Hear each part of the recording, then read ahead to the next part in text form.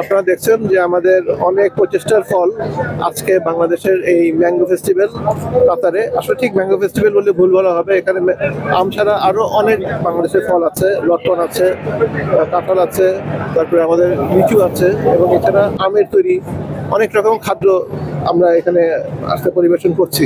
7 দিন ধরে এটা চলবে।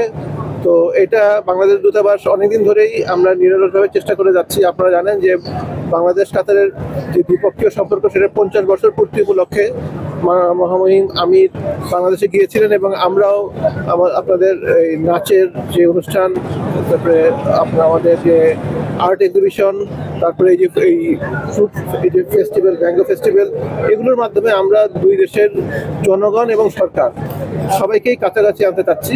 তো আমাদের এই ক্ষুদ্র প্রচেষ্টার আজকে এই সব সফল পরিণতি হয়েছে। এখন ওপেন করে দিয়েছে গেট, এখন সবাই আসতেছে, অনেক ভালোই লাগে, অনেক সুন্দর লাগতেছে, সবাই আসতেছে, আসি ম্যাঙ্গো ফেস্টিভ্যালে আসি, অনেক আনন্দ উপভোগ করতেছে। হিমসাগর, ন্যাংরা, আমপলি আর হচ্ছে হাড়িভাঙ্গা, এগুলো খুবই আপনার টেস্টি এবং খুবই ভালো, খুবই চিপ। খুব আনন্দিত লাগতেছে। এখানে আম, জাম, কাঁঠাল, লেচু, অনেক আইটেম, টোটাল 24টা আইটেম এখানে আসছে। যারা কাতারি তারা কিন্তু জানেই না যে বাংলাদেশে আমাদের অনেকগুলো টাইপের ম্যাঙ্গোস আছে। সবচেয়ে আমি যদি খুব ভুল না করি, বাংলাদেশে সবচেয়ে বেশি ভ্যারিয়েশনস আছে ম্যাঙ্গোস।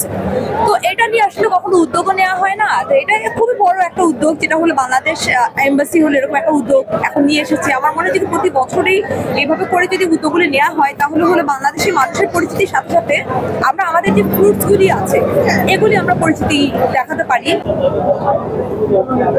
বাংলাদেশের আমগুলো এখানে আসছে, বাংলাদেশ এখানে নাম উজ্জ্বল হইতেছে, আমরাও বাংলাদেশি পণ্য পাচ্ছি, তার জন্য আমরা অসংখ্য অসংখ্য ধন্যবাদ জানাচ্ছি কর্তৃপক্ষকে। আলহামদুলিল্লাহ, এখানে আসছি, খুবই ভালো লাগছে। দেশের একটা মাতৃভূমির একটা ফিল পাইতেছি, দেশি আম খুব সুন্দর লাগতেছে। আসলে আমরা প্রবাসীরা এরকম সচরাচর দেশি ফল খুব একটা পাই না। তাছাড়া আপনারা যারা সাংবাদিক রয়েছেন, আপনাদেরকেও ধন্যবাদ জানাই। জাতিগুলা আপনারা বেশি বেশি তুলে ধরবেন, যাতে করে এরকম ফেস্টিভ্যাল আরো হয় এবং প্রবাসীরা যাতে এইসব ফেস্টিভ্যাল আসার জন্য আগ্রহ প্রকাশ করে।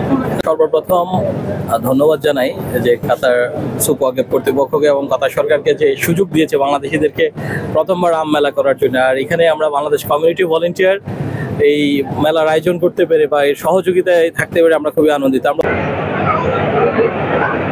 আজকে আনুষ্ঠানিকভাবে উদ্বোধন হয়ে গেল ম্যাঙ্গো ফেস্টিভ্যাল রাজধানী দোহার সুকওয়াকিফে। এই মেলাটি আসলে আজকে থেকে আগামী 1 সপ্তাহ পর্যন্ত চলবে। কাতারে নিযুক্ত বাংলাদেশের রাষ্ট্রদূত মোহাম্মদ নজরুল ইসলাম সহ বিদেশি অতিথিরা এখানে এসে উপস্থিত হয়েছেন।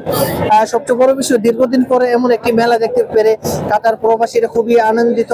এই ধরনের মেলা ধারাবাহিকভাবে চলতে থাকলে সামনের দিনগুলোতে কাতার বাংলাদেশের কূটনৈতিক সম্পর্ক আরো জোরদার হবে বলে মনে করছেন প্রবাসী বাংলাদেশিরা। আমিন ব্যাপারী, বাংলাদেশ প্রতিদিন, দোহা, কাতার।